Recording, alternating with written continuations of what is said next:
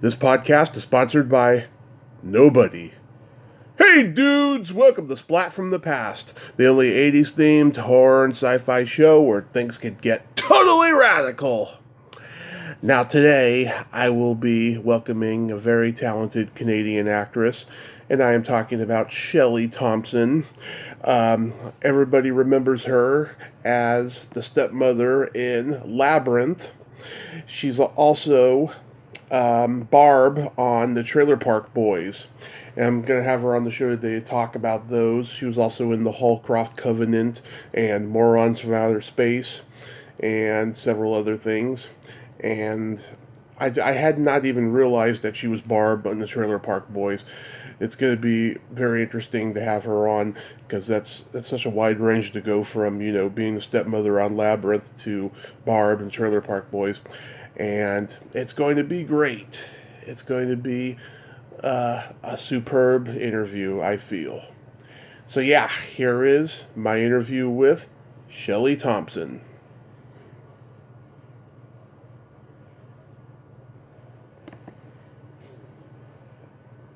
Hello. Hey Shelley, welcome to the show. How are you today? Oh, I'm okay. Thanks. How are you? I'm pretty good, pretty good. And I'd like to thank you for taking the time to do this finally. This is great. Well, you're welcome. I'm sorry. It just happens to be a bonkers time at the moment. I know. But there you go. Yeah, everything's going back to the way it was, little by little.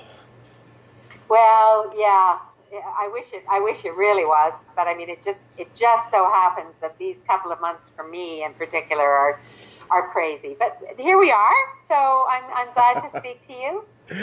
Okay. So, going back in time, did you gravitate toward acting early on in your childhood?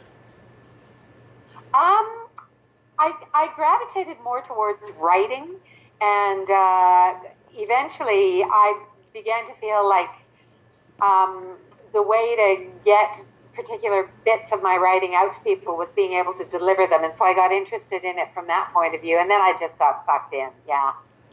Yeah, were there writers that influenced you?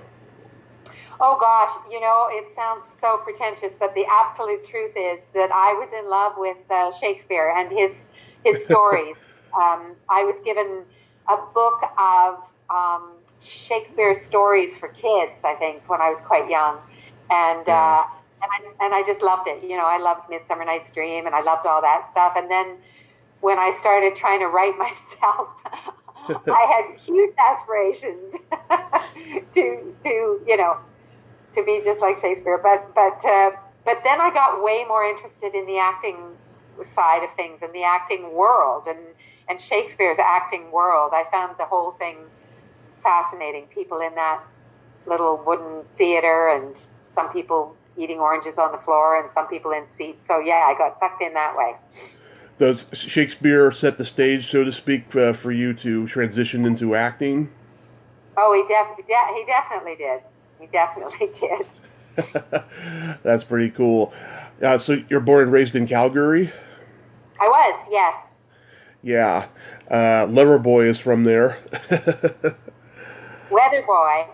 Loverboy, remember that band from the 80s?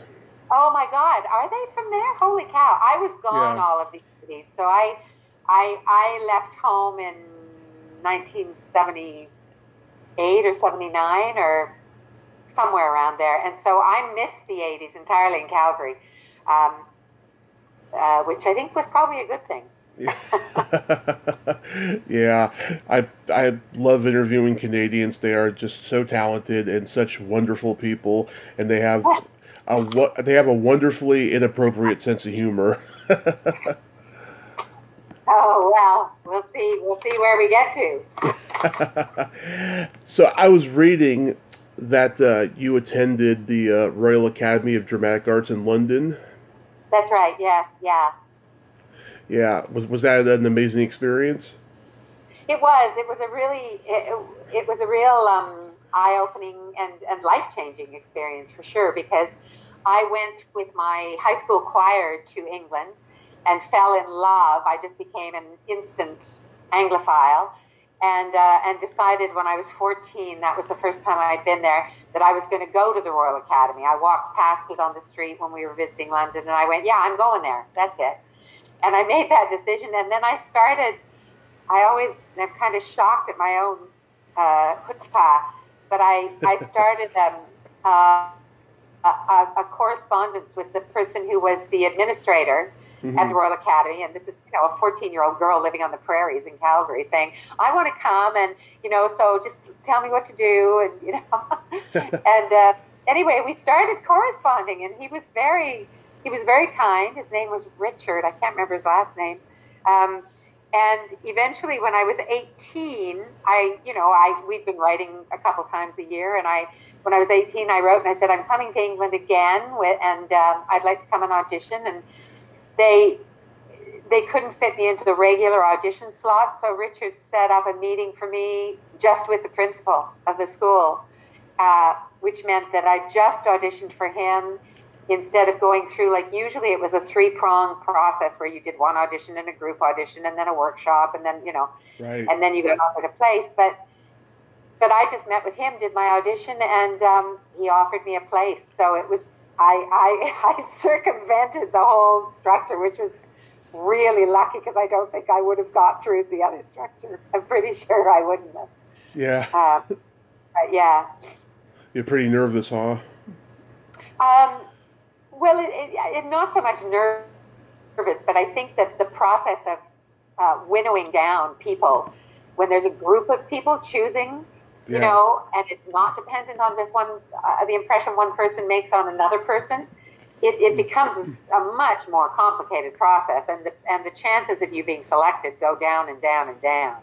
So, yeah, so I felt I was really lucky just to meet with Hugh, who remained a really great support to me all through my years at RADA. I loved him. He was great. Nice. Did any of your classmates go on to become successful working actors? Oh my God, yes, so many of them. One of my good friends is an actor in the UK called Clive Mantle, who was in a couple well-known shows, one called Casualty over there, and another, he was in Robin Hood. He's a big guy. He's about 6'7". And he played Little John, and and then another of my classmates is Mark Rylance, who's won an Oscar, and he was just in Seven, the film about the trial of the Chicago 7, he's great. And in fact, all of us just recently, all us classmates, quite recently got back in touch and had an online party to celebrate a large number of years since we were at school together. Oh, that's great. Yeah, a lot of people are doing the Zoom reunions now. Yeah, it was great. So, was Morons from Outer Space your first movie? Oh my gosh. I don't know. Quite possibly, yeah. I don't even think, is that on IMDb? Yeah, it was on your IMDb. Oh my God, I've totally forgotten about that. I played Nurse Ratched, I think, in that. Nurse Ratched, like in Cuckoo's Nest. That's right, yeah. I played a version of her. That was a lot of fun, as I recall, but it is a very long time ago. Yeah, was Mel Smith funny? Was he cracking everybody up? Oh yeah, he was lovely. Really, yeah. My recollection is only good. That's good. Mike Hodges, who directed Get Carter, directed it, and Flash Gordon. Yeah, and I wish I had the intelligence at that stage in my career to really appreciate some of the directors I worked with early on, because I'm moving into screen directing myself now, and I just feel like I missed so many opportunities to learn from some terrific people, but you just don't know, when you're young, where you're going. I know. I talked to somebody about that the other day, a guy who got to work with George Roy Hill when he was like 17. He's like, I didn't know he directed Butch Cassidy and the Sundance Kid and Slaughterhouse 5 and The Sting. Yeah, he just wished that he knew, because there was no internet back then. That's right. And now now before I do a job, any job, I make sure that I go online and I find out who the director is and what they've done and who my cast are, and just because it gives you terms of reference for what you're doing, but it also means that when you're stuck for hours between shots, as often it seems like you are, you can say, you know what, I saw you in blah blah blah and I loved it. So so it at least creates opportunities for you to get to know people a little better. Yeah, it absolutely does. And then you worked with Michael Caine on the Holcroft Covenant. Yes, I think I did. I think I might have played his secretary. Yeah. But I don't remember very much about that except being in a very large glass building. And I would have imagined that I had like 3 lines, answering the phone for him or something. So I don't remember anything about having worked with Michael Caine. My God, I'm glad you reminded me. I'll dine out on that. Do you remember John Frankenheimer? No, I don't remember. What did he direct? Holy cow, you're going right through the old IMDb, aren't you? What did he direct? Well, aside from the Holcroft Covenant, he directed the original Manchurian Candidate and Birdman of Alcatraz. Oh God, of course. So many great movies. Yeah. Yeah, and no, I don't remember anything about him except that I worked with him. Yeah, I just read too that James Caan actually replaced Michael Caine. I think he quit after a couple of days on the movie. Yeah, well, I like to say that would explain why I don't remember Michael Caine, but it maybe does. But the one person I really, really, really do remember well is Jim Henson, who directed Labyrinth. Yes, and that was a bigger part for me. That was my first. It wasn't huge, but it was a couple of scenes, and he was just so kind and lovely and treated you like you were. Well, for me, he treated me like I knew what I was doing, which I absolutely didn't, and he was just. Yeah, it was just lovely. It was a really, really lovely experience working with him. Although it was a bit like being directed by Kermit, because he had a voice that sounded a little bit like Kermit. So he would, he'd give you directions, and you'd go, "Oh my God, I'm being directed by Kermit the Frog. This is wild." So that was fun. Yeah, it was a huge staple in my house growing up. I actually mentioned it briefly in my book that I'm writing right now. Right. Yeah, so was it just a standard audition for you? I think so. Again, I don't recall much about getting the part. I just remember, going to do the job, and I remember shopping for the clothes, which I wore for years, afterwards, because I liked them so much I kept them. And you were like, what, 26, 27 when you were playing her, right? Oh, maybe even younger. Yeah.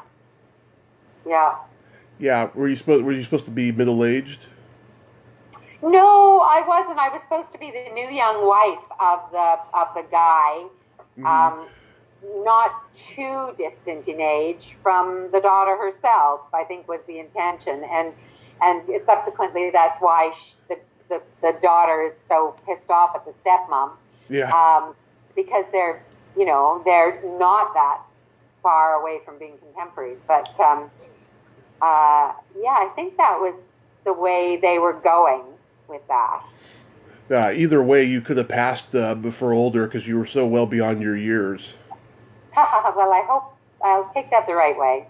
Oh, yeah. Did you sense while doing it that Jennifer Connelly would go on to become successful? Oh, I think it was pretty obvious she was going to be pretty successful. I mean, she was clearly talented, and she was being handled, very, very clearly handled like a star already. So right. Yeah, I mean, she's so gorgeous, like a porcelain doll. I hope she never gets Botox. Me too. Yeah, and I've talked to plenty of those ladies. It's really sad when you see them. Yeah, well, no danger here. Christopher Malcolm played the father. He had been in The Empire Strikes Back. Was he a nice guy? Very nice, very nice. Again, we only had, two scenes together, so it was pretty quick. And but yeah, my recollection of him was that he was very, very kind. It was an easy, happy day for sure.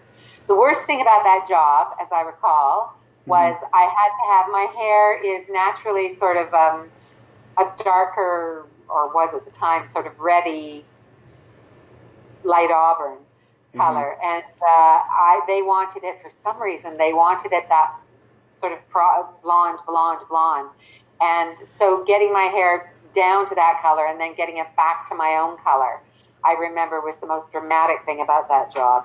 Hmm. Did Jim like a lot of takes? I don't remember us doing a lot of takes. No. Hmm. Did you get to see David Bowie?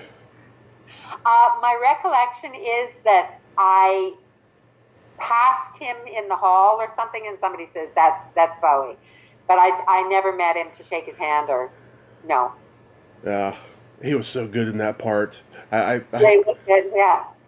I had heard that they had considered other people who were like just as big as he was, very, very star-like in music, but he was perfect for that role. Yeah, he was really good. Yeah. Yeah. Do you get recognized for this the most more than anything? No, no, I think where I live. Hmm. If I'm recognized or in Toronto, it's for my role in Trailer Park, and then people are always shocked and pleased and excited because I guess Labyrinth has attained a kind of a cult status with certain people and impacted kids more than I ever realized. Hmm. I never saw this, but you were on a sitcom called Mike and Angelo. Oh yeah. That was a great gig for me in the UK. And that one, when I lived in the UK, I was quite famous. If you were like, between 8 and 12 years old, Hmm. um, um, that was like a family program, which went for, I think we did 6 seasons, or I did 6 seasons. It went on to carry on, um, and that was a lot of fun. Yeah. Yeah, like I said, I never saw it, but it strikes me it was like kind of like Perfect Strangers in the UK or something. Well, or Mork and Mindy. It is on YouTube. You can see it on YouTube. There are quite a few episodes of it, and you get a real vibe. It's quite broad comedy, and but there also is a lot of heart. I think the writers did a really good job of keeping a real heart at the center of it. Hmm. It's like Mark and Mindy more than Perfect Strangers. I don't know Perfect Strangers, so I couldn't tell you. Okay. Yeah, it was a pretty funny show that we had here in the U.S. back in the late '80s, early '90s. Right. It was very slapsticky. So how did the Trailer Park Boys come to you? Mike. Oh, Jesus, what's his last name? Mike, who created it with Rob and JP. Hmm. Um, not Mike Smith, the director. Mike Plattenberg. Yeah. Um, he saw me on stage and then asked me to do a small part. I think I did I played a minister Hmm. episode, and then he wrote Barb Leahy for me. Nice. Was she a character that you could relate to? Oh my gosh. In some ways, I guess. Although we're a million miles away, I think the main thing we have in common now is that we both love leopard print. Leopard print. Yeah, You wear but I've anything? Oh, I've learned to love leopard print because of Barb, really. So, so you have anything that's leopard striped? well, occasionally, I love their little spotty um, hides. So yeah, I have lots of little items of clothing that are from that world. Yeah. Were you aware of the Trailer Park Boys before? Well, no, because, well, I mean, I was aware of it in my community. I knew that it was going on. Yeah. But I came into it in this very soon. Um, so, yeah. I mean, I don't know if they would constitute as a comedy team, but if they are, they're like the last of the comedy teams. Yeah, they really are. Yeah. Three Stooges. Absolutely. Yeah, Three Stooges, Marx Brothers, like I mean, we have these two guys out here named Tim and Eric. Uh, th- them and Trailer Park Boys are like the only comedy teams that are left right now. Oh, really? Yeah. Watch, do you watch the other? It's very like Trailer Park in a way. Um, oh my God. It's Letter Kenny. I heard something about that. Yeah.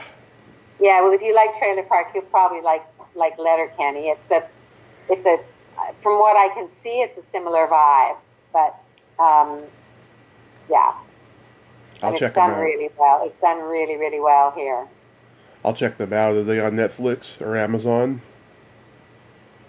I think it might be on Netflix, but yeah, Okay. So is Trailer Park Boys in production during COVID? I don't know. I'm not in it anymore. I've Oh. been out of the show for the last couple of years, maybe more, maybe three. And I'm talking to Rob today, actually, but I don't know what they're doing at the moment. They've done a selection of things, and they continue to work, yeah, all the time, Yeah. even during COVID. But I mean, they're such a family that it would make sense that they would carry on. Yeah, that's crazy. Yeah. Have they ever asked you to be in the movies? I think I did the first two movies. Mhm. Um, but again, I don't remember very much about them. Okay. The favorite long form of the things that I did with them was the Christmas special, where you find out how where Randy came from, Hmm. I really liked that. I thought it was pretty hilarious. I'll check that out. Yeah, because I got Netflix. Do you have any projects upcoming that you can talk about? Oh yeah. The thing that I'm working on at the moment, which is taking all my time and attention, is I shot my first feature film this summer, Nice. uh, as a writer director. And in fact, Rob Wells, who Hmm. plays Ricky in Trailer Park, plays my leading man in that, and is terrific. And it's a part that his fans wouldn't recognize him in, won't Yeah. recognize. And he's beautiful. He does a beautiful, beautiful job. It's a great part for him. Nice. So you get to see some versatility. Is he like a romantic? Oh, oh yeah, he's a super talented guy and a lovely, lovely human to work with. He's a, Um, yeah, we had a really, really happy company. The film is called Dawn, Her Dad, and the Tractor. hmm. Um, and it's the story of a young trans woman who comes home after the death of her mother Right. to connect with her estranged dad. Um, yeah, so it's a story that is very near and dear to me, as I'm a big ally. I have a trans son. Oh. Um, yeah, so it was a super important story to me, and it's had a lot of support around the world for the script, and so we were excited to be able to shoot it this past summer, and now we're in post, and we will deliver hopefully at the first week of May. Oh, that is wonderful. Or no, first week of April. First week of April. That is wonderful. I'm openly bisexual, so I think you're doing God's work right now. Oh, that's great. Good. Yes. So I have this secret silly game that I like to engage my guests in, and this is a series of silly slumber party questions. And how it works is, I ask you the question, you answer it, and then you ask me the exact same question, and I answer it. Oh, okay. All right. And you can comment on answers. Okay. Shelley, are you ticklish? Uh, yes, depending on the circumstances. Are you ticklish? Yes.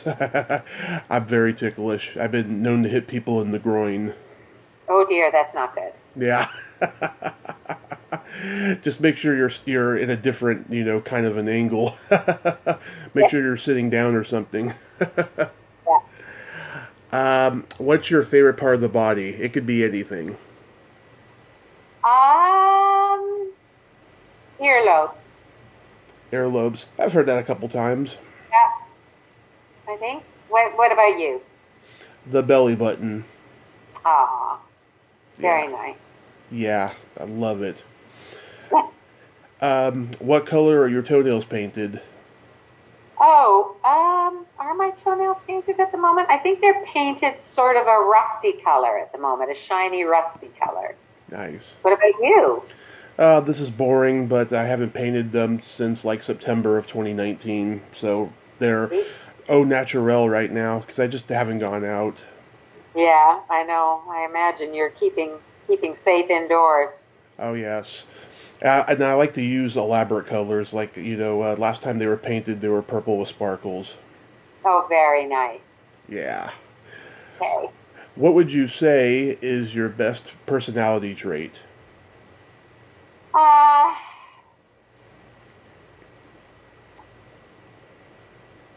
oh, golly, I have so many. Oh, geez. I guess I always think of those things in with reference to my son, and I guess the most important thing is being open and available. That's interesting. Yeah. Um, yeah, I think mostly. And you? I have empathy, but I also have no filter, so it's a good counterbalance. Ah, well, I think I probably have quite a strong filter, although I feel I have quite a lot of empathy too, but yeah, I relate to that one. Yeah. And then my favorite question is there a stinky smell that just makes you gag? Uh, Barf. Oh, yeah, that's a popular one. Yeah, definitely. Um, yep. and And you? and for me, it's either farts or feet. Oh, right. I guess Yeah. it depends on the piece. Yeah. Anybody that has kids can relate to that one, I'm sure. Yes, exactly. Exactly. I don't have any, but a lot of people I talk to do. And I have a funny joke for you. Right. Do you know the difference between a golf ball and a G spot? No, tell me. A man will spend 20 minutes looking for a golf ball. Very good. I'm glad I made you laugh there. Well, Shelley, I thank you so much for coming on today. You're welcome. You're welcome. Take care and keep safe. I hope you and your family are doing okay in this insane time. Absolutely, yes. Please stay safe, and I will keep an eye out for your projects. And what was that thing you told me about again on Netflix? Oh, the Canadian series, and I haven't watched it, but I understand it's very similar to Trailer Park Boys. It's something called Letterkenny. Letterkenny, yes. Might be on Crave. I'm not absolutely sure where it is, but I'm sure you'll find reference to it if you look it up. Yes, I'll check it out. Well, Cool. you have a great day over there. And you. Thanks a lot for your interest. Thank you so much. Okay. Bye bye. Bye bye. Well, there you have it. Shelley Thompson. Ain't she a sweetheart? Oh, what a nice lady, huh? Yeah, I love talking to her. She's very smart, very passionate about her work, and it was an honor. Well, until next time, this is Tommy Throwback Kovac saying, there's no shame in living in the past, because the present sucks. Later, dudes. It's only forever.